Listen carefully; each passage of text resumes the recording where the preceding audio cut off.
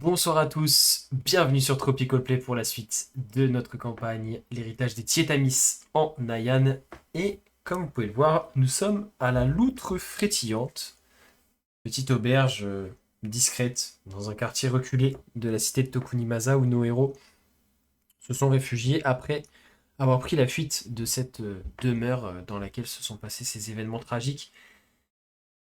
Et entre-temps, du coup, ils en ont profité aussi pour rendre un dernier hommage à Ino alors qu'ils lui ont offert on va dire une mort digne et un bûcher sur lequel ils l'ont inhumé. Ils se sont ensuite posés dans cette petite auberge pour mettre un petit peu Moeruken au parfum, en tout cas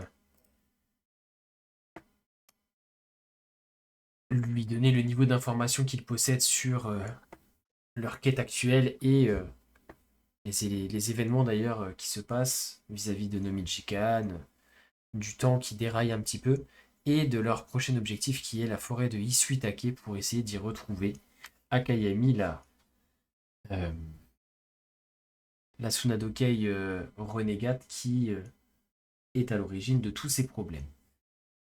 S'en est suivi une petite discussion avant d'aller se coucher, durant laquelle Ozu a avoué à Razak qu'il souhaitait, enfin en tout cas qu'il s'était tourné vers le yin de Nomichikan, donc cette hirondelle noire malfaisante, en espérant trouver la possibilité ou le pouvoir de revenir en arrière, de pouvoir sauver ses amis, etc.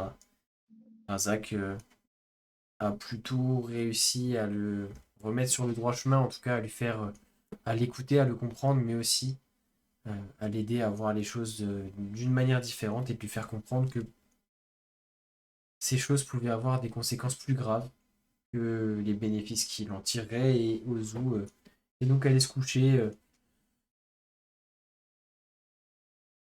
partiellement convaincu, dirons-nous, de ce que Razak a pu lui amener. Et, euh, et donc, on va se retrouver juste après le générique, alors que tout le monde se réveille à la loutre pétillante. A tout de suite.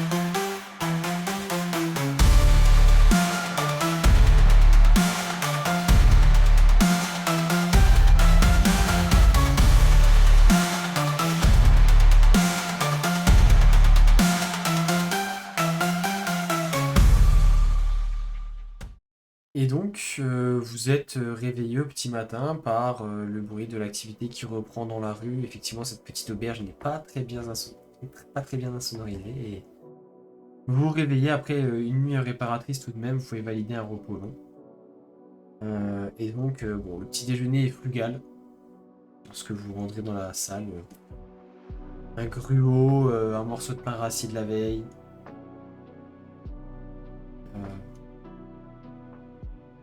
euh, de la bière ou de l'eau, au choix. Et toute la journée devant vous.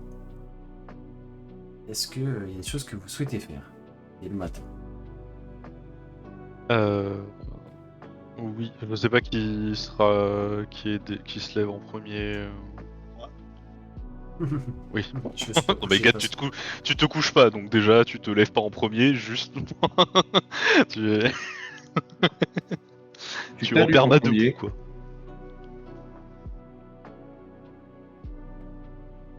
Ah, du coup, vas-y, roule. Bah du coup, lorsque Ozu descend, il a changé d'apparence et vous voyez une Kuroshiro dans la vingtaine, peut-être même un peu moins. Euh, avec un corps assez athlétique, fin et musclé, mais pas non plus, enfin, pas bodybuildé quoi, vraiment fin et élancé, avec un regard assez dur. Et comme particularité, les poils de ses mains, en tout cas en partie, et de ses avant-bras sont rouges comme s'ils avaient été éclaboussés par du sang. Voilà. Mais après, vous reconnaissez les habits d'Ozu et son équipement, notamment le métronome qu'il a dans le dos. Tu vois Moreuken qui tique quand même. Et Ozu. Oui. Vous me paraissez changé. Alors vous avez dû forcer un petit peu trop sur la boisson. Tu as dû forcer un petit peu trop sur la boisson hier. Non, vous n'avez pas la même couleur, vous n'avez pas la même poitrine, vous n'avez pas... Oui. Non, C'est pas la même espèce. vous êtes pas pareil, là. C'est lorsque je fais des missions spéciales, je préfère ne pas révéler. Je préfère changer d'apparence. Vous pouvez changer de forme à volonté. On en parlera plus tard. Je vous fais pas assez confiance pour l'instant. Il n'y a pas de souci, mais tu vois du coup que je prends mes carnets et puis je fouille. Je reviens dans les premières pages et je regarde le carnet, je regarde le carnet, puis je referme et je le remets dans la poche de ma veste. Ah, dommage, je voulais arriver à ce moment-là. Je voulais arriver à ce moment-là, en passant derrière toi et en train de... Vous écrivez quoi comme ça, puis me pencher par-dessus ton épaule comme si c'était totalement normal pour regarder le carnet. Ah ben j'écris rien là, je cherchais dans mes notes. Eh bien, tu vois d'ailleurs que je revenais loin dans les notes. Et vous notez quoi là-dedans? Ben, toutes mes découvertes, toutes les recherches que j'ai faites, Faites voir et je tends la main vers le carnet. je te le donne. Ok. Je peux lire quoi dedans? Je prends une page au pif. Alors, je vais choisir un passage alors. Moi j'ai une page 394. Eh ben, si tu prends, ouais, tu prends à peu près à quel endroit du carnet? Je prends milieu vers le début. Genre milieu mais plus vers le début. D'accord, donc tu vas arriver normalement. J'essaie de faire un peu la chronologie du carnet, hein, ça prend un petit peu de temps. Tu vas arriver sur les passages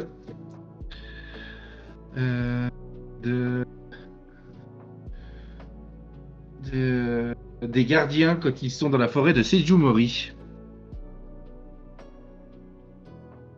Ok. Ah ouais. Genre c'est les gardiens, c'est Jumori qui se battent contre eux. J'ai oublié son nom à l'autre con. Aramis, c'est le Aramis. Le goût. Quand ouais, vous venez d'arriver voilà, à Sejumori. Enfin, quand les gardiens viennent Bon. d'arriver à Sejumori. Ok, je regarde, je lis rapidement, un peu dubitatif, puis je prends une page un peu plus loin, un peu plus récente. Alors un peu plus récente, bah, dans les dernières, si tu vas vraiment dans les plus récentes, il y a les détails de la mission du Saphir. Ok. Et un peu moins récente. Genre, Un peu tu sais, de là où j'étais sur Sejumori, je passe genre une dizaine de pages. De Sejumori, et bah, tu vas arriver à la fin de l'arc de Sejumori où on va rencontrer, enfin avec Yoranere, les passages comme Ouais. ça. Après, t'as un plan du parking qui était prévu, c'est joli. Voilà. Là déjà, tu as Le plan du demandé cadastre. La Ok. lecture vous plaît? Oui, même si j'avoue que je comprends tellement l'intérêt de noter tout ça. sais, je vois le nom de Lodario dedans et je fronce les sourcils et je referme le carnet, je te le redonne. Intérêt pour moi historique. J'ai étudié l'archéologie et dans ma jeunesse, vous savez, j'ai grandi dans le désert avec les orques et les demi-orques. Et je me suis pris de passion pour les légendes, les anciennes légendes et notamment la légende des gardiens. Ah, Et quand je dis ça, je me soupire et je croise les bras comme ça en me mettant dans ma chaise en mode putain encore hein. vous avez un problème avec les gardiens? Oh, pas qu'un. C'est ce que j'allais dire, pas qu'un. Mais sachez que moi, mes recherches n'ont qu'un seul but. Raconter la véritable histoire des gardiens et pas celle qu'on nous sert régulièrement à tout bout de champ, dans Comment les ça, écrits. ça Et ben, pour vous donner une anecdote, par exemple, sachez que mon ancêtre a combattu avec le grand Fayanadma. C'est grâce à mon ancêtre a libéré Fayanadma de l'arène. Et plus tard, Fayanadma l'a libéré. Tin, tin, tin. Vous pouvez voir, là je montre en fait, j'enlève un peu le col de la chemise et vous voyez le tatouage du phénix. Et vous pouvez voir que je fais partie du clan des Phénikusu. D'accord. Donc en fait, vous dites que c'est des recherches à but historique, mais il y a quand même un certain, comment dire, généalogisme là-dedans. Petite passion un peu, comment dire, triste de vouloir remonter aux racines de votre famille. Sans offense, bien Alors, sûr. Oui et non, mais étant donné que je ne suis pas un enfant de gardien, je ne suis pas un descendant de Fayanadma, c'est oui une passion, mais j'ai juste envie de rétablir la véritable histoire et pas celle qu'on nous sert à tout bout de champ dans tous les écrits. Vous voulez dire l'histoire où on nous apprend que finalement les gardiens n'étaient pas si héroïques que ça et que Hmm, le monde dans lequel nous nous trouvons maintenant à les vénérer comme s'ils étaient des semi-divinités alors que tout flétrit et tombe n'a pas aucun intérêt. Non, non, parce que malgré tout, mes recherches, de toutes les recherches que j'ai faites, ils ont quand même accompli des choses extraordinaires d'un certain point de vue. Mais juste, je voudrais rétablir la vraie histoire et pas celle qui a été déformée. Vous saviez par exemple que Lodario, euh, Je lève les yeux au ciel quand tu dis ça. mais même moi, hein, euh, a- beaucoup de mérites lui ont été attribués, alors que certes, il était un personnage important des gardiens, mais beaucoup de choses lui ont été imputées, enfin lui ont été, j'ai envie de dire, attribuées, alors que ça n'était pas le cas. C'est ce que ça m'étonne vraiment. Tu vois que je souris un peu. De toute façon, tous les Tietamis sont des imposteurs. Non. Il y en a une, j'ai la chance d'en connaître une, enfin, d'en connaître une qui ne l'était pas et qui est très chère à mon cœur. Et tu vois, quand tu dis ça, je te regarde en levant un sourcil. Et déposer ça. Mais Il m'a arrêté de poser.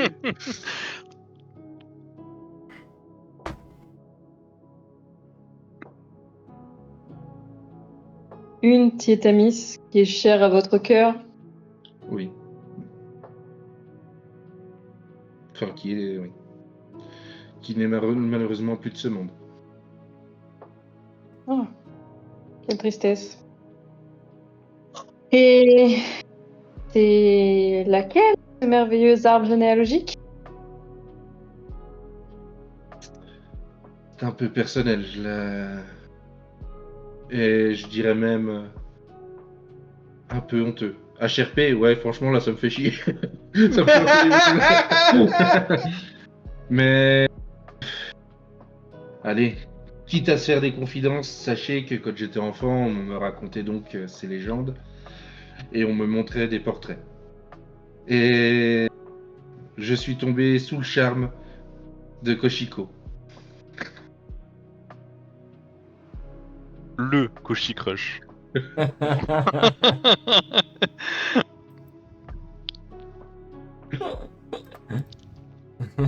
Donc, ce qu'il ne dit pas, c'est que les portraits étaient signés de Lodario.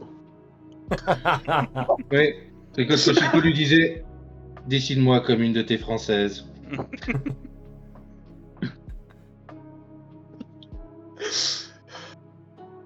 Ah, j'ai chaud.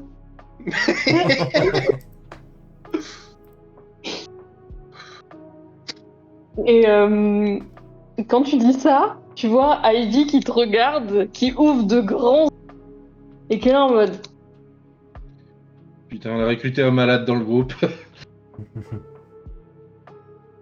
et je suis en mode d'accord. Après, techniquement, est-ce que elle était vraiment une Kétamis? Elle l'a été. Tout du moins, elle l'est devenue. Elle l'est devenue, ouais. Oui, parce que vous étiez là à ce moment-là. Vous êtes tellement spécialiste. Et c'est pour Bah, ça que vous avez dû me voir affolé en regardant mes notes quand j'ai posé les questions à votre très cher Ozu. Car je me suis demandé s'il n'était pas affilié à la Grande et Fidèle. Ah, ça me semble comprendre. Mais moi j'ai une question. Quand vous dites quand même tomber sous le charme, pour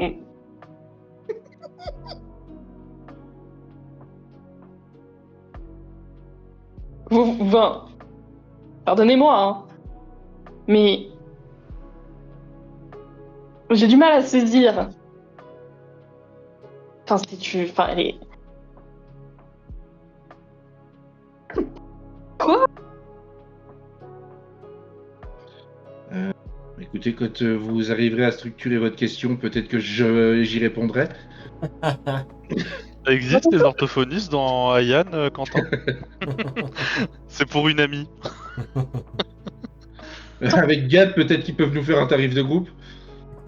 Non mais le charme, on est d'accord, c'est spirituel.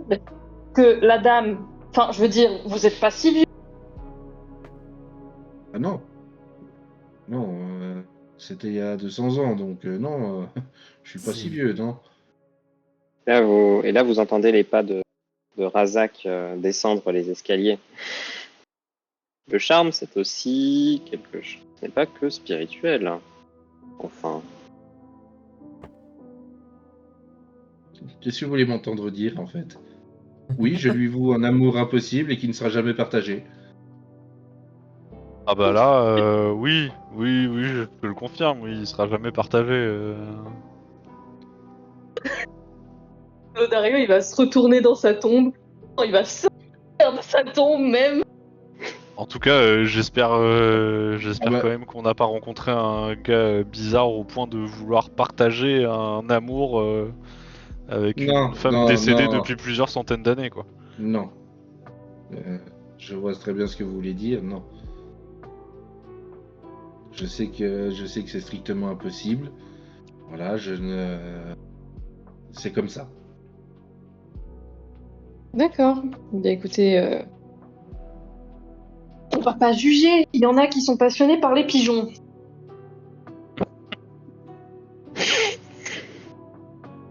En tout cas, On m'a laissé toute seule l'année dernière, il m'a mangé. je peux te confirmer que je n'ai aucun lien avec la Fidèle dont tu parles. Non, la rencontre tellement, elle était plutôt. Non, c'est pas vrai, je sais pas que c'est fidèle, pardon. Je suis là. Sorry. Méta. Ok, donc vous avez une passion pour les gardiens. Foi. Pour la réelle histoire des gardiens. Oui, oui, la réelle histoire des gardiens.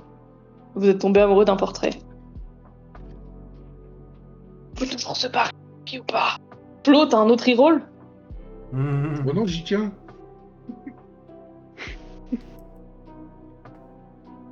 Non mais pardon, ok. Très bien.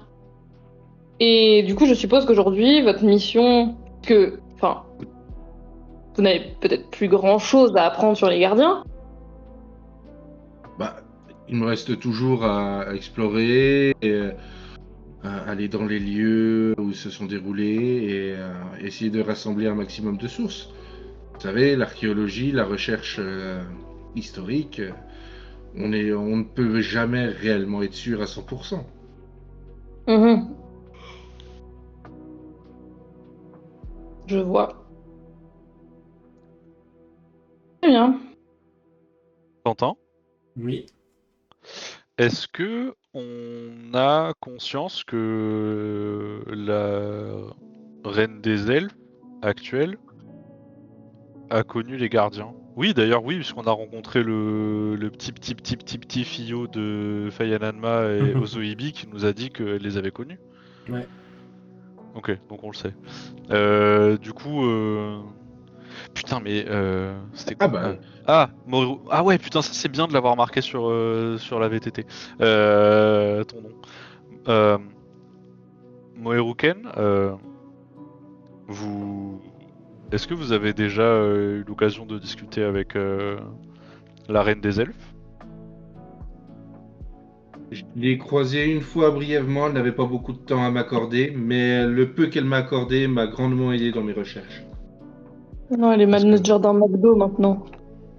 Oui, elle est équipière maintenant. La CB12, s'il vous plaît. On a rencontré un descendant de Fayananma et il nous a expliqué que Lequel était-ce? j'ai plus son nom. Tu sais, moi les noms, j'ai du mal à retenir. C'était... Déjà, estime-toi heureux que j'ai retenu le tien après moins d'une journée. Je comprends. Si je me souviens bien, les derniers... Mais il y a Fengamaru. Mais non, HRP, je parle du chaman qui nous a aidé à enlever la marque de. Oui. Oui, c'est ça, c'est Absolument. Fengamaru. Oui. Ok. Oui, oui, je crois que c'était quelque chose comme ça. Ah, vous l'avez croisé? Comment il va? Oui. Bon, ça avait l'air d'aller, hein. Il nous a aidés. Jusqu'à ce Pour que un le truc gars qu'on avait tire à la carabine dans sa maison. C'est grâce à lui que j'ai pu brièvement parler à Isil. Très bien. Ok. Ben, Parce qu'elle a un nom. oui, Ivy, t'as bien un nom, toi. Évidemment que la reine des elfes, elle a un nom. Hein. Tout le monde a un nom, enfin. Certains pas, plus elle est faciles que vieille d'autres à disponible. prononcer, mais. Sachez que ça a été un critère pour le reroll. Hein. Le nom imprononçable.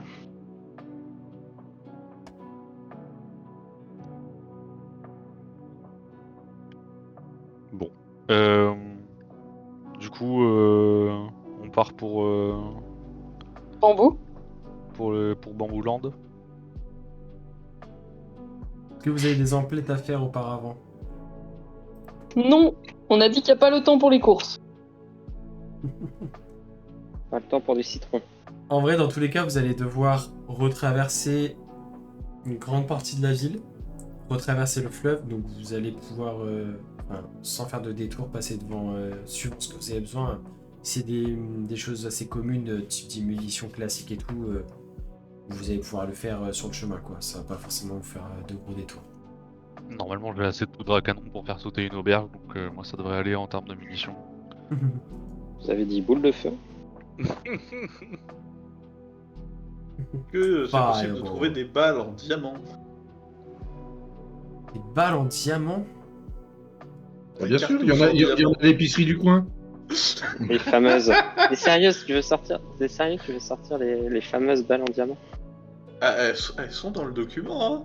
Oui, elles sont dans le document. Euh, 500 pièces d'or l'unité. J'ai pas les 500 pièces d'or. ouais, ce sera non, par sûrement contre, sur commande, ce genre si- de truc. Effectivement, la remarque est pas con. Parce que si on doit affronter une divinité, ou au moins une moitié de divinité, peut-être que Des les balles armes classiques magiques. risquent d'être... Ah, mais les balles en argent, ça coûte cher, hein. Excusez-moi, c'est ce que je c'était suis en un- train de voir, ouais. J'ai pas de quoi m'en appeler. Ah ouais. On se calme, Van Helsing. Ah Je peux m'en c'est- acheter De la 5. balle. Les balles en argent, enfin les cartouches en argent, c'est les 10 cartouches.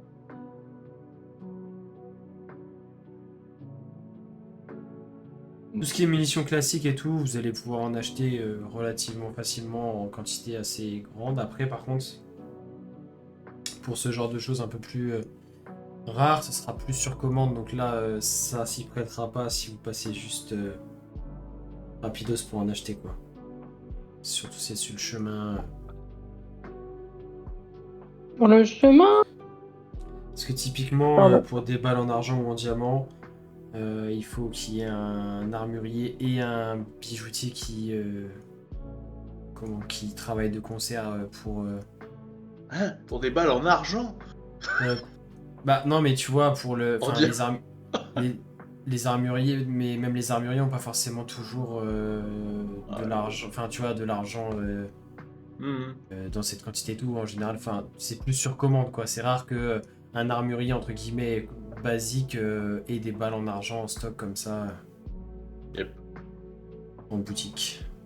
Par contre, je vous le dis, je vais stack des thunes et je vais m'acheter des balles en adamantium.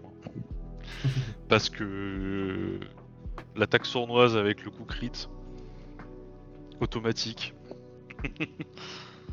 Ça, ouais, j'avoue que. Pour Ouais. les objets, hein. Oui, c'est sur les objets.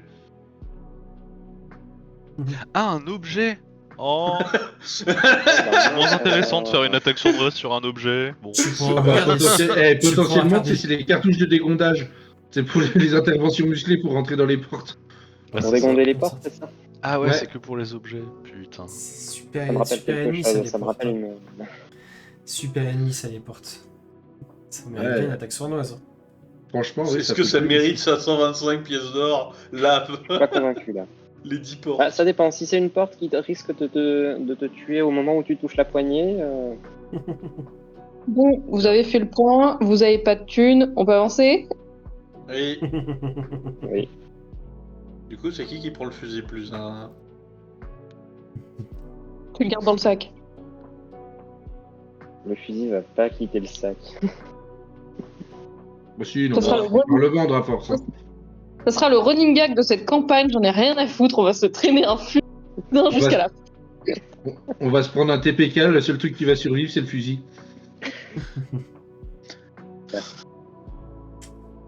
Mais du coup, ouais, vous Excusez-moi, allez... je décède intérieurement avec ces phrases, mais allons-y. Vous allez pouvoir traverser la ville, prendre une petite... à plusieurs endroits, il y a des barges en fait qui font des allers-retours constants. C'est gratuit. Pour passer d'une berge à l'autre du fleuve qui est quand même relativement... pas embouteillé, mais... enfin, voilà, il y a beaucoup de trafic fluvial. Et vous voyez que les bateliers sont très très habiles et passent... Enfin, à chaque fois, vous êtes vraiment... des fois presque effrayé de frôler de navires beaucoup plus gros que votre petite barge qui fait un peu une sorte de ferry en fait, qui fait l'aller-retour que les deux berges. Et du coup en fait vous allez retomber sur la rive, du coup la rive gauche du fleuve pour pouvoir remonter tranquillement vers le nord et donc en fait retraverser des quartiers un peu comme celui où se trouve la loutre frétillante mais du coup à l'autre côté de la ville. Jusqu'à sortir de la ville et en fait vraiment la ville s'arrête net.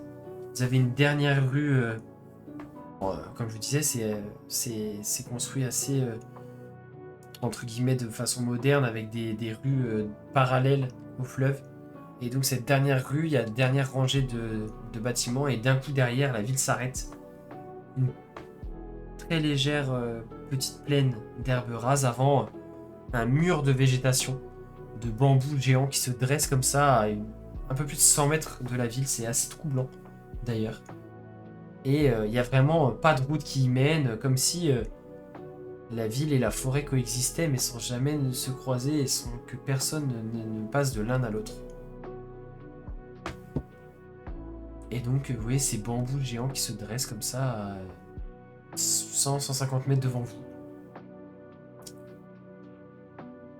Sur une largeur quasiment à perte de vue en fait. Vous voyez que la forêt est très large et que sa lisière s'étend comme ça sous votre champ de vision.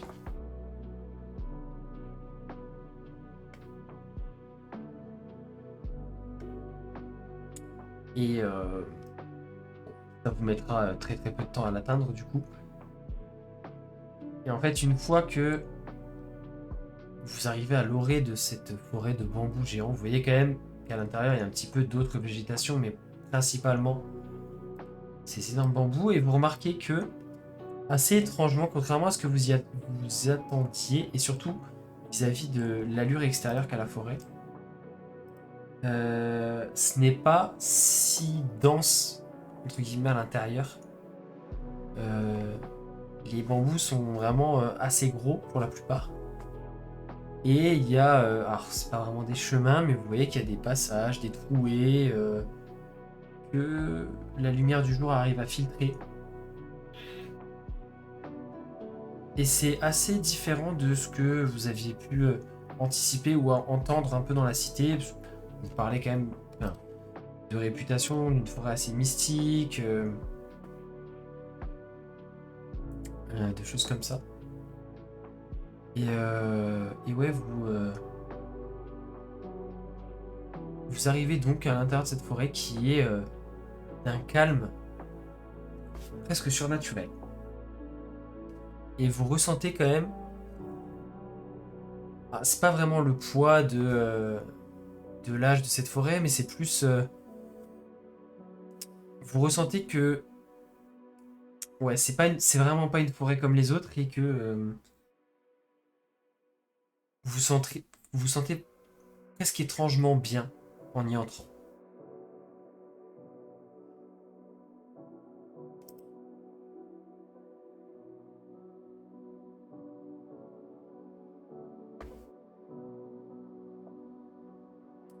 Comment vous y prenez? Qu'est-ce que vous faites? Quelle direction vous prenez? Détection de la magie. De toute façon, il n'y a pas de choix. On est à l'aveugle sinon.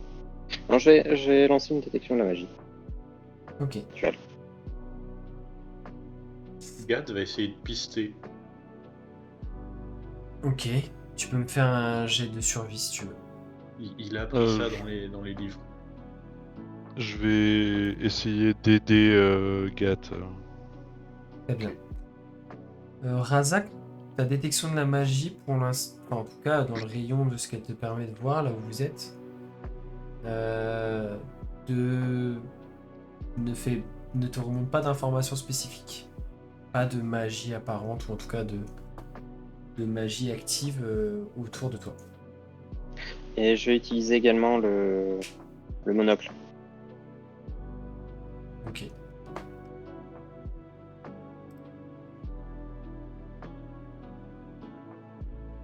Donc tu actives ton objet. Et tu du coup vas pouvoir percevoir dans un rayon d'1 kilomètre pendant 10 minutes des créatures de type bête. Et Ça doit faire du mal. ouais, c'est ça en fait. Du coup tu as en fait, l'objet ne te donne pas une identification formelle et précise de chaque créature, mais plutôt quelque chose de ressenti, etc. Et tu te rends compte que en tout cas, le feedback que tu as, c'est vraiment celui d'une forêt qui pourrait être une forêt classique. Il y a des animaux, mais rien qui sorte, tu vois, qui te saute aux yeux, qui te sortent de l'ordinaire, des choses comme Ok. ça. Une forêt habitée par des animaux. Détecte-moi avec ce truc. Comme une bête. Ça me ferait rire. Non, tu n'es pas passé en type 1. Ivy reste une humanoïde, une bête. Tu n'es pas un panthère. Il n'est pas un gros chaton.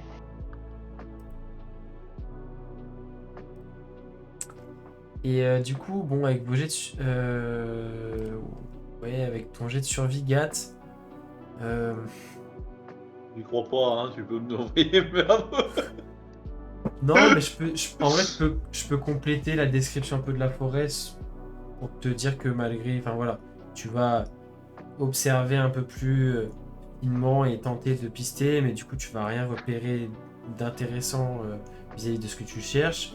Mais du coup, tu vas t'intéresser un petit peu un petit peu plus à la forêt dans son ensemble et euh, effectivement, c'est principalement des bambous assez, enfin vraiment très très grands. Bon, ça, enfin, il découle du fait que la forêt est vieille, que la plupart dépassent les 30 mètres, avec des troncs en fait qui pour certains dépassent, dépassent le mètre de diamètre facilement, voire plus. Et leur teinte est assez sombre pour des bambous, voire tirant presque sur le bleuté, du vert sombre tirant presque sur le bleuté. Et par endroits, du coup, tu as la lumière du jour qui peut percer. Par endroits, les bambous, le couvert est si dense que la lumière est un petit peu occultée. Et ce qui fait un petit peu l'ambiance de cette forêt, en fait, qui paraît être vivante, en fait, puisque les bambous, avec le vent, peuvent facilement, entre guillemets, suivre un peu le mouvement, et ce qui fait que ça ondule légèrement. Et comme c'est une forêt quasiment que de bambous, vous avez cette impression que la forêt bouge autour de vous, alors que c'est vraiment l'effet du léger vent qui se prend dans les feuillages de ces plantes. Et donc bah, le sol est assez régulier, assez plat d'ailleurs. Il y a très peu de dénivelé dans la forêt. Et du coup, aux endroits où la lumière ne filtre pas beaucoup, il y a de la mousse assez épaisse qui a poussé. Et d'ailleurs, le seul bruit en dehors des petits oiseaux que vous pouvez entendre autour de vous, c'est le bruit des troncs de bambou qui s'entrechoquent en fait avec le vent. Et ça donne presque cette sensation de bien-être. Vous savez, comme les suspensions là où il y a des petits trucs de bois de tailles différentes là qui s'entrechoquent avec le vent, ça fait un peu cet effet là. Et donc à première vue, pas de... En tout cas rien qui sorte de l'ordinaire et qui puisse vous mettre sur la piste de celle que vous cherchez. Si ce n'est une forêt particulière mais qui ne vous donne pas à première vue d'indices flagrants sur des choses occultes qui s'y dérouleraient. Comme chercher un panda dans une forêt de bambou, quoi. À défaut de chercher une aiguille dans une meule de foin. Et du coup, il y a donc, comme je disais, comme sur l'illustration, en fait, c'est pas vraiment un sentier, mais c'est une trouée un peu qui vous semble un peu plus large que d'autres entre les bambous, où la lumière filtre qui s'enfonce vraiment vers le cœur de la forêt.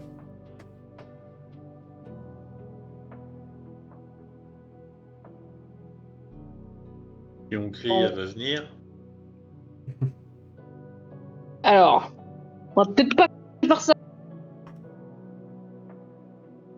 Non, mais à la base, on est d'accord qu'elle devait venir ici pour une mission.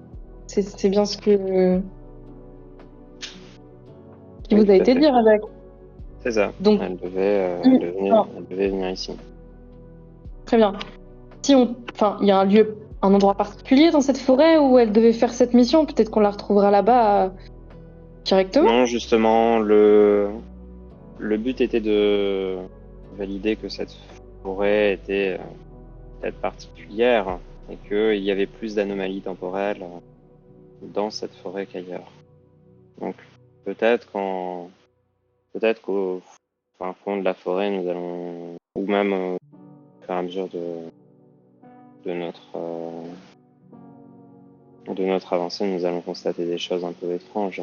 Quelqu'un nous devons ouvrir l'œil nous devrions peut-être ouvrir l'œil justement sur les phénomènes que nous avons pu observer et nous laisser guider par est-ce qu'ils sont que nous en voyons déjà et est-ce qu'ils sont de plus en plus nombreux au fur et à mesure de là où nous avançons. Et du coup, je vais avancer avec cette intention-là maintenant, plus d'observer ça. D'observation un peu plus active. Ouais. Très bien. Du Vous coup- avancez du coup.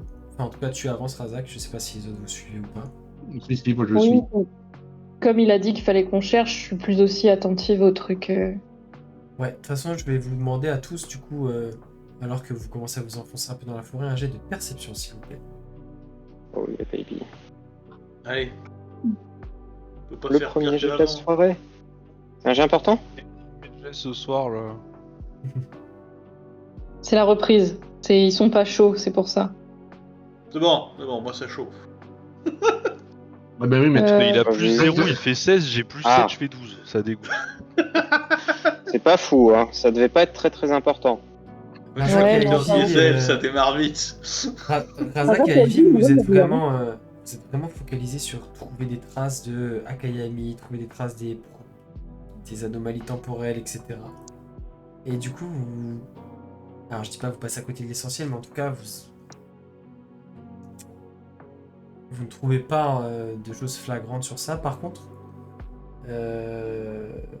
Osu et Mohiruken, vous, par-ci par-là, vous remarquez qu'il y a dans l'air, de temps à autre, et souvent ça va de pair avec des très légères anomalies temporelles, genre un oiseau qui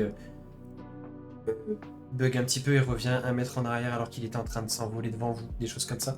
Et vous remarquez à ces moments-là qu'il y a comme s'il y avait un tout petit peu de particules de sable un peu dorées. En fait, ça brille légèrement dans l'air et ça passe comme ça. Aussi, des fois, des petites particules de sable comme ça qui flottaient de manière fugace.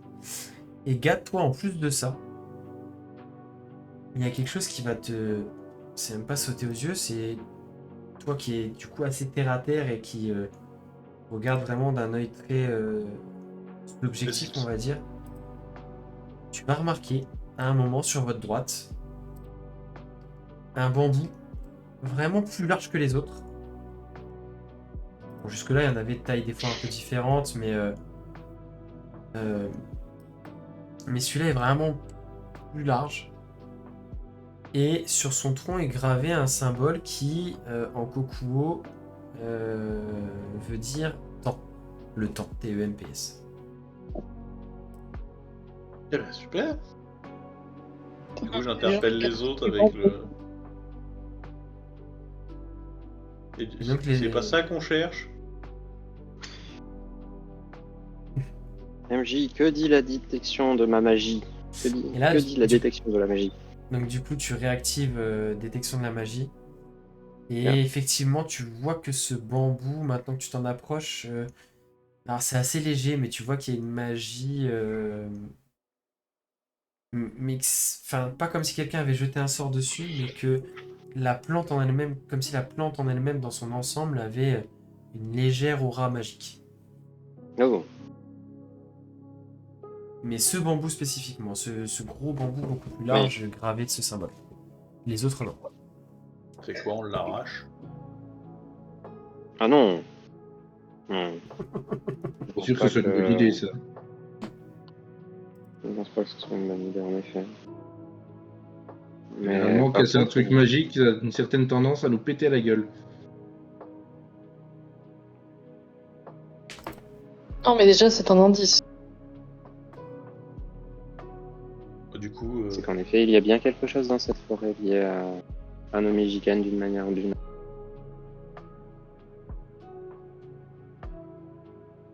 Maintenant, tant qu'à savoir ce que c'est. Et aux environs, il y a quoi? Il y a La forêt telle que vous l'avez vue depuis le début. C'est vraiment la des seule bambous, chose des qui bambous et des bambous. Ouais. Razak, toi qui as fait plusieurs missions. Donc, bac plus 4 en sablier, gros. Ok. Non, mais avec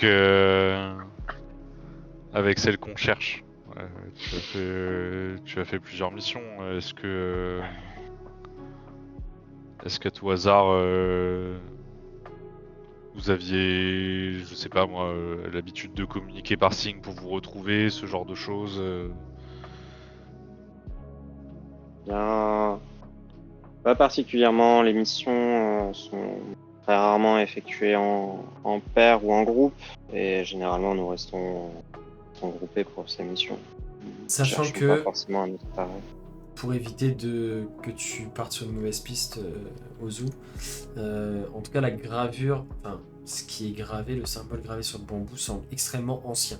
C'est presque un peu passé, Ok. effacé. Là sur l'illustration c'est pas très très bien fait, mais on peut s'imaginer quelque chose de très vieux, presque patiné, presque effacé. En tout cas ça peut pas avoir été fait il y a récemment par Akayami pour communiquer ou quoi, c'est vraiment... Ça date d'il y a au moins plusieurs années largement, voire beaucoup plus.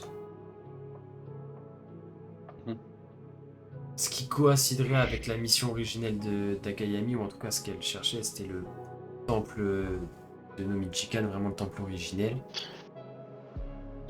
Si je pose la main dessus, il se passe quoi? Fais-moi un jet de sauvegarde de sagesse, s'il te plaît. Oh non, pitié, j'en ai Mais marre. arrête de toucher des trucs avec tes mains, ça fonctionne jamais. Ça te Vite. pète à la gueule Pardon. systématiquement. Et tu peux mettre Non, autant de Flo. titres que tu veux, Flo. Non, Flo. Non. Flo, on sait que tu vas dire quelque chose dans le chat. Moi, j'y ai pensé aussi. Un jet de sauvegarde de sagesse, tu m'as dit? Ouais, s'il te plaît. T'es sûr, hein? Sagesse, hein? Oui, Oh, shit. C'est ça de jouer des grosses brutes. du coup, en fait, au moment où tu poses la main sur le bambou, t'as la sensation d'un bambou comme les autres.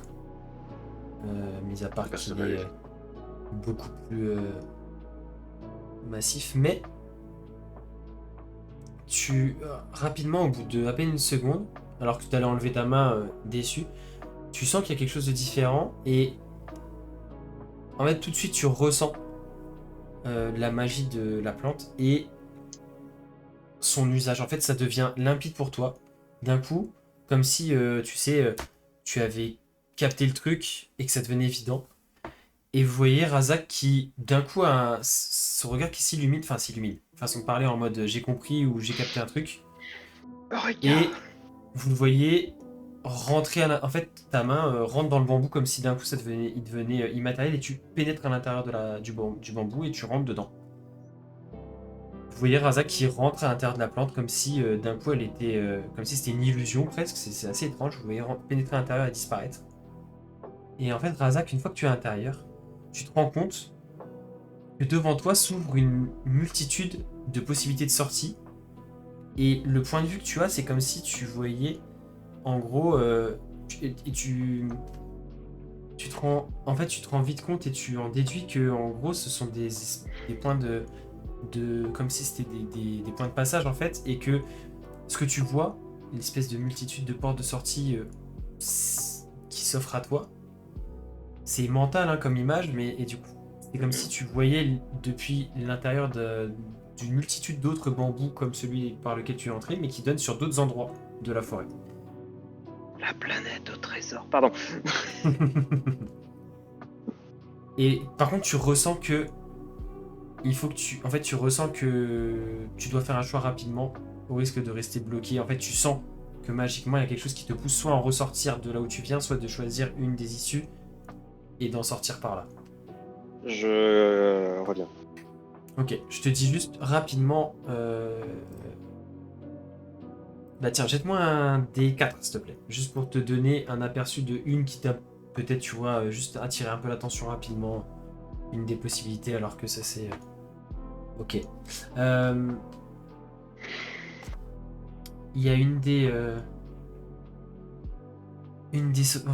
sorties possibles qui t'a... Juste que tu as chopé du regard avant de ressentir ce besoin de quitter le truc. C'était une scène assez étrange et il y avait l'air d'avoir des animaux qui étaient figés en pleine action. Genre, pas sûr, mais il y avait un renard qui était en train de bondir, des oiseaux qui s'envolaient et tout semblait figé avec des espèces de volutes de sable un peu dorées euh, dans cette scène-là. À quelques mètres à la sortie, enfin à quelques mètres du bambou par lequel tu aurais pu ressortir. Et donc vous voyez Razak qui en fait ressort du bambou en faisant un pas en arrière comme ça, se retrouve du coup devant vous, vous avez à peine eu le temps de réagir, les yeux écarquillés, en voyant Razak qui rentre dans le bambou et qui 2 secondes après en ressort. Comme si ce n'était qu'une illusion en fait. Alors que quand vous le touchez, il est vraiment tangible quoi. Du coup, Ryuken est avec son petit carnet.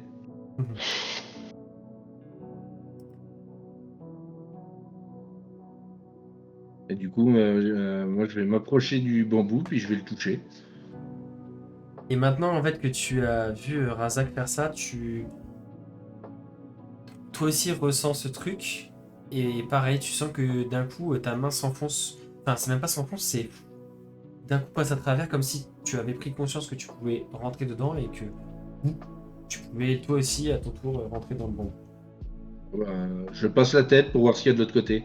Et même chose, et je te fais la même, et tu as la même description que Razak, en fait, tu te rends compte comme si tu étais à l'intérieur d'un tronc de bambou, mais tout est illuminé, et c'est comme si tu voyais, mais c'est pas vraiment physique, c'est pas comme si c'était des portes ou des ouvertures que tu pouvais franchir, mais c'est mental, en fait. Tu vois des ouvertures qui te donnent une scène, tu en déduis toi aussi que du coup ça doit être d'autres bambous par lesquels tu peux ressortir qui sont ailleurs dans la forêt, puisque tu te rends compte qu'il y a vraiment des endroits différents qui s'affichent à toi. Pareil, je vais te demander un petit D4 pour voir quelle scène, quel truc te saute un peu aux yeux. Bon, du coup, la même description.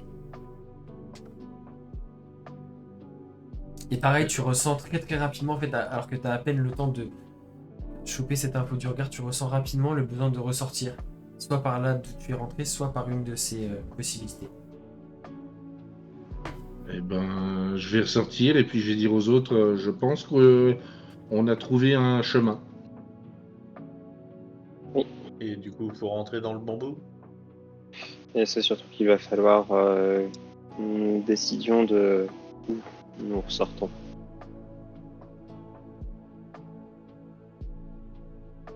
Comment ça? Il y a énormément de chemins possibles.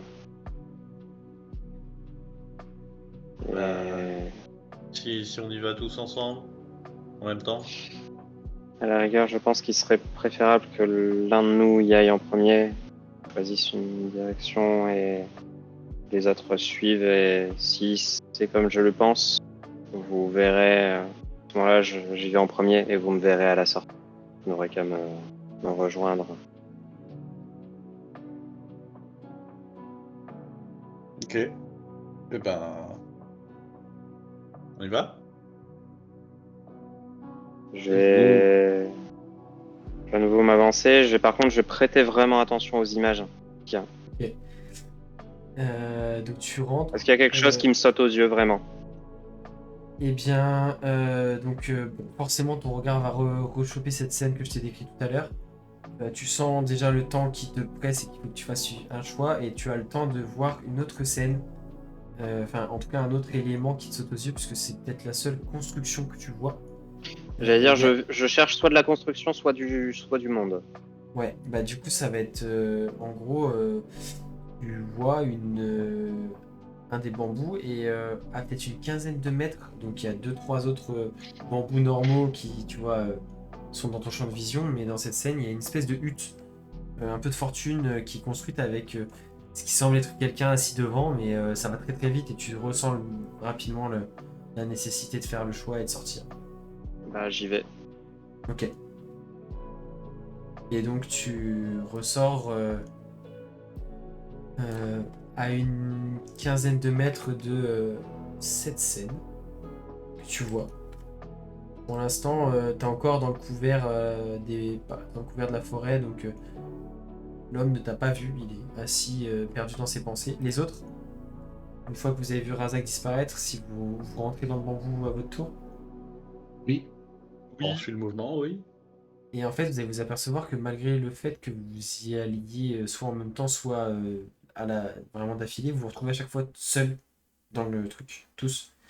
Et du coup, comme Razak vous avait dit, en fait, vous ressentez cette sensation de devoir faire un choix assez rapidement, sous peine de rester bloqué, ou en tout cas, vous ressentez vraiment que c'est impératif de faire ce choix, et vous, pareil, rapidement, vous voyez cette scène, et vous voyez Razak vraiment presque devant la sortie. Enfin, voilà, vous pouvez pas vous tromper. Une des sorties, vous voyez Razak vraiment à 1 mètre ou deux du point de sortie. Et Ok, donc, on le voit de l'autre côté du portail en gros. ouais, c'est ça, c'est comme si en fait tu Ok. voyais une scène et tu vois Razak qui est du coup dans cette scène comme s'il était déjà ressorti de ce côté-là. Ok. Et donc, mentalement, vous faites ce choix et vous émergez tous. Enfin, toi, Razak, tu les vois tous émerger du bambou qui est du même style que celui par lequel vous étiez rentré, qui est beaucoup plus gros que les autres, avec ce petit symbole gravé, encore plus effacé d'ailleurs que l'autre. Et donc, vous êtes tous, vous retrouvez tous devant cette scène. Et après avoir pris le temps d'observer un petit peu, vous vous rendez compte que cet homme vous dit quelque chose. En tout cas, son accoutrement, même s'il est fait de pièces, même si la dernière fois que vous l'aviez vu, il était pas autant, je vais dire débraillé, mais en tout cas, là, vous voyez que c'est rapiécé, qu'il manque des pièces d'armure, etc. Il a un casque posé à côté de lui, au sol. Cette hutte semble être assez récente et avoir été faite vraiment avec les matériaux qui se trouvent autour. Et vous reconnaissez, en y prêtant un peu attention, enfin, en tout cas, l'accoutrement des hommes qui étaient étendus au sol à côté des fidèles lorsque vous étiez allés dans le passé.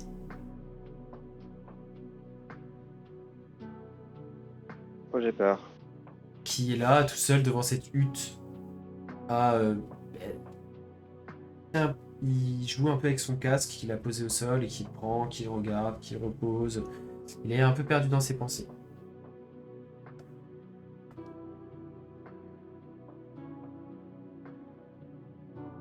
Et là, Razak, il se fige et il se rend compte qu'il a peut-être fait une énorme connerie.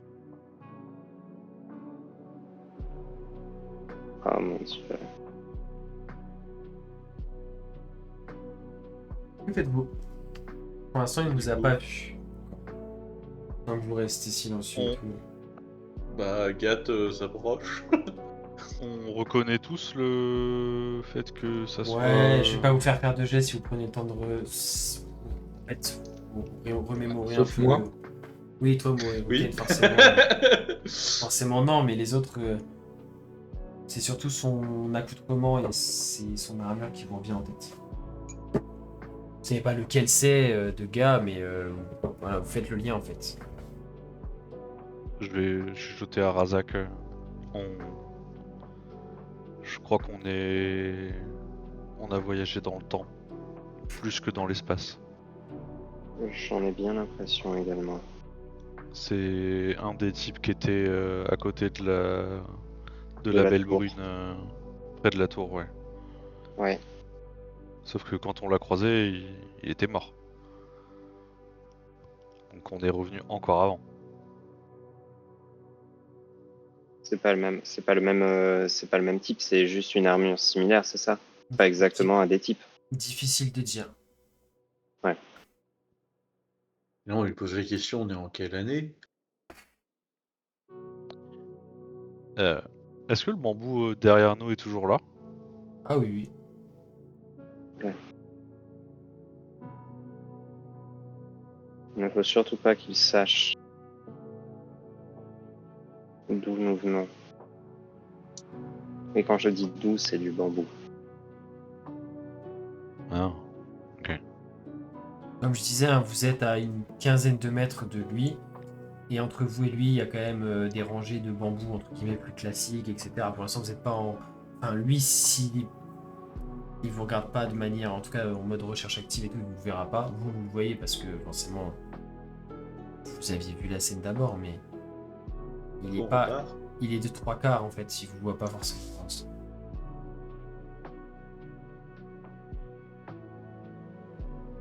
Peut-être que c'est Mais lui qui faut- s'est fait transporter dans le temps. Mais dans tous les cas, s'il ne nous en parle pas, qu'il ne nous montre pas, il ne faut absolument pas qu'il soit au courant pour le moment. Oui, Je vais aller rapport voir. au monde qui se détruit, tout ça. Entre autres choses. Je vais aller jeter un œil. Et je vais m'avancer.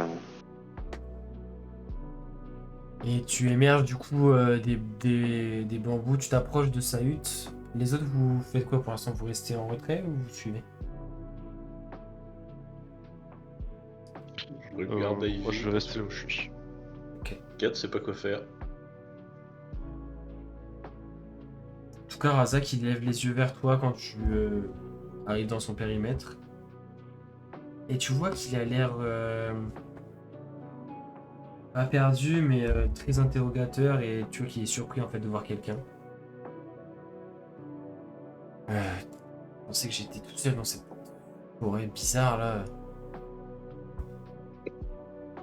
Vous savez où est-ce qu'on est? Bien. Nous sommes dans la forêt de. Enfin, qu'est-ce que vous entendez par où est-ce qu'on est? Je sais pas, il y a. Ça fait quelques jours que je suis arrivé ici et tu vois qu'en fait, il va te décrire un certain temps depuis qu'il arrive dans la forêt. Et là, Razak, toi, ça te fait tilt tout de suite. Tu te Ouais. rends compte que ça correspond exactement au moment où vous êtes revenu dans le présent dans Tamagawa. Et du coup, il va te dire, mais je sais pas, ça fait depuis ce moment-là que je suis ici, mais c'est trop bizarre. Juste avant, j'étais dans le sud-ouest d'Ayan. On nous avait envoyé en patrouille autour d'une tour étrange, une plaine insipide là, et on nous avait envoyé là-bas en patrouille pour parce qu'il se passait des trucs bizarres, et on avait rencontré une dame en robe violette, et après, je me souviens plus de rien, et je me suis réveillé là il y a quelques jours, seul, dans cette forêt, je comprends pas Alors, trop ce qui m'arrive. je vais sortir ma plus belle poker face. Déjà. Aucune idée de quoi vous Oh. parlez, monsieur l'agent. Oh gosh. Oh mon dieu, quelle horreur. Je voulais dire, vous êtes arrivé là comme ça, d'un coup? Bah ouais, comme je vous dis, en fait, c'est vraiment un... J'étais... Mais je vous dis, j'étais en patrouille avec mes collègues, on a croisé cette femme à robe violette, on l'a interrogée, qu'est-ce qu'elle faisait là toute seule ici, et j'avais plus de souvenirs. Et je vous dis, il y a quelques jours, je me suis réveillé ici, tout seul. Alors, je sais pas si c'est elle qui m'a fait ça, mais je connais pas de magicien assez puissant pour... Ouais, puis j'avais mal à la tête sur le coup, une sensation bizarre dans le ventre. Mais bon, ça va mieux, là, ça fait quelques jours, du coup, bon, bah, j'ai construit un abri, et puis je commence à explorer petit à petit les alentours, mais cette forêt me semble... Bon, il y a toujours trouver du gibier pour me nourrir et tout, mais... Cette forêt, elle me semble sans fin.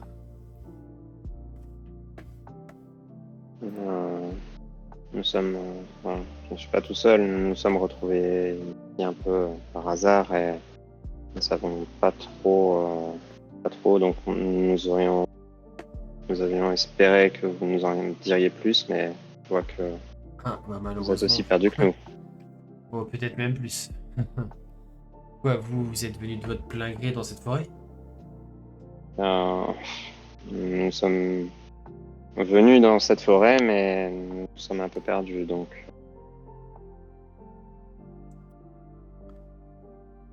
Bah, je pense que nous allons devoir. Ouais, je pourrais pas vous être d'une très grande aide, malheureusement. Non, je pense que nous allons explorer les environs. Et je fais signe à tout le monde que tout le monde peut venir.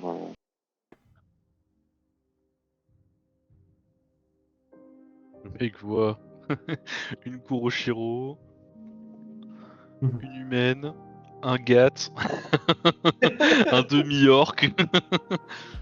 Ouais, mais en fait, tu vois que c'est même pas si perturbant pour lui en fait par rapport à ce qu'il a vécu. Tu vois il s'en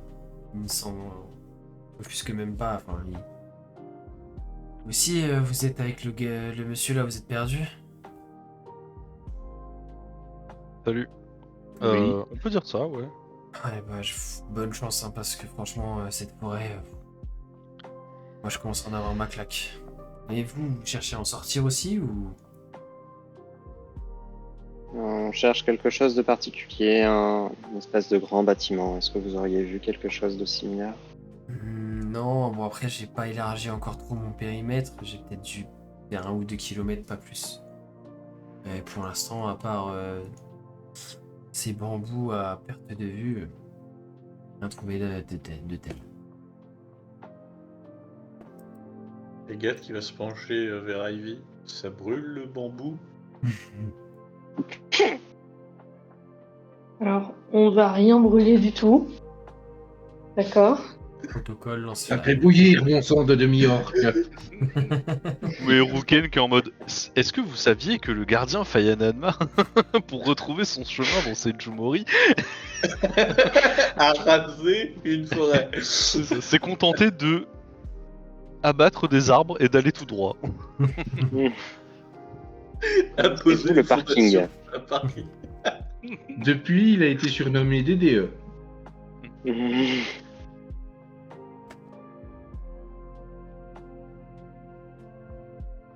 Ben, je ne sais pas trop ce que nous pouvons faire. Je pense que nous allons essayer de retrouver notre chemin. C'est surtout que si vous cherchez pas à quitter cette forêt, je vais peut-être pas vous suivre. Si vous voulez vous y enfoncer plus profondément. Ce que nous risquons de faire. Malheureusement, je ne pense pas que nous pourrions vous aider. On sait. Dans quelle direction est-ce qu'on s'enfonce plus profondément et dans quelle direction on en sort, quoi. On n'est pas. Non, moi, je vais retourner. Dans ce cas, je retourne vers le bambou et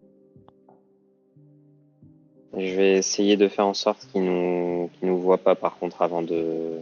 Ouais, bah de toute façon, tu vas voir qu'il est toujours aussi. Enfin, Quand, il est un quand peu. je vois que quand je vois que tu retournes vers le bambou, je vais lancer le sort sommeil sur lui. Ok. Histoire d'être sûr qu'il ne nous voit pas. Vas-y, t'as des dés à jeter, je crois. Oui. Blablabla. Ah putain, c'est la version 2024, je crois. J'ai pas le nombre de dés. C'est 4d8 par niveau, normalement. C'est 4d8 au premier niveau, normalement. 4d8. Standard. Hop. Je te vérifie ça. Oh, comment c'est que la daubasse. Non, mais en vrai, c'est un Ouais, c'est PNJ, il a 10 5d8. points de vie. 5d8. Allez, un de plus. 13 et 3, 16. Putain, Ok. c'est Et tu vois qu'il était en train de retourner en fait, il vous salue alors que vous vous apprêtez à repartir. Il se dirige un peu vers sa hutte pour commencer à prendre des choses ou ranger des choses, un peu déçu que vous soyez pas son ticket de sortie. Et d'un coup, tu lances ton sort et tu vas voir qu'il s'écroule sur un des tas de feuilles qu'il avait ramassées pour sûrement se faire des... En tout cas, utiliser pour son abri, et il s'endort. Je fais un signe de tête en remerciement et je vais essayer de repasser le portail et de revoir si je retrouve une scène particulière. Pareil, tu sens que le temps t'est compté. Tu revois cette scène des animaux qui semblent figés, assez étrange, et t'as 2 possibilités à côté. Il y a une autre scène qui te saute un peu plus aux yeux, parce que globalement, sinon, la plupart des scènes, ce sont vraiment des morceaux de forêt de bambou, enfin, voilà, sans rien qui sort de l'ordinaire. Donc, t'en as une autre qui te saute un peu plus aux yeux. C'est toujours dans la forêt dans la même, enfin, ça semble être toujours dans la même forêt, mais le, ça ressemble plutôt à une espèce je dirais pas, ouais, si, de clairière, mais plus grande. Et ce qui te saute aux yeux, c'est que ça a l'air marécageux et surtout qu'il y a beaucoup de brume au sol. J'aime l'ambiance mystérieuse. Je vais pas emmerder un renard. Allez, go. Tu vas dans la deuxième que je t'ai décrite. Ya. Ok. Et donc tu débouches effectivement à l'orée d'une clairière. C'est ce gros bambou, peut-être la deuxième ou troisième rangée, donc peut-être à 4-5 mètres devant toi. Il y a cette étrange clairière où une grosse brume très épaisse ondule au-dessus de ce qui semble être une petite clairière un peu marécageuse.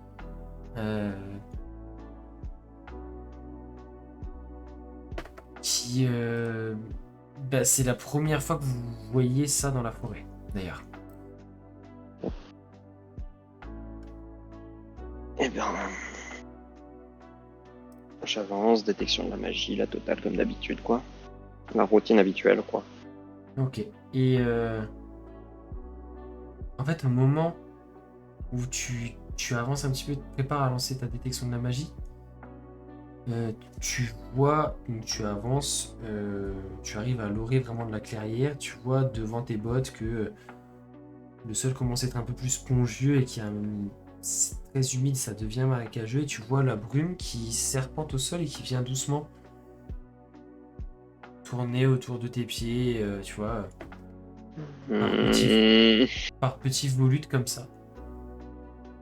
Et tu te mets à entendre un petit peu dans ta tête des échos lointains de scènes de ton passé, des voix, des choses comme ça, mais c'est très distant, assez étrange, et tu te demandes si ça te monte à la tête ou si vraiment c'est juste toi ou si c'est réel, mais ces volutes de fumée semblent presque mimer en fait ces scènes, prendre des fois des allures de personnes ou des choses comme ça, tu vois, assez étrange. Et tu remarques que la brume, en fait, au niveau depuis le centre de cette clairière, depuis le centre de ce nuage de brume, comme s'il y avait quelque chose qui en crachait de plus en plus, et ça s'épaissit, et tu vois que ça se déverse, la brume s'épaissit. Et la suite.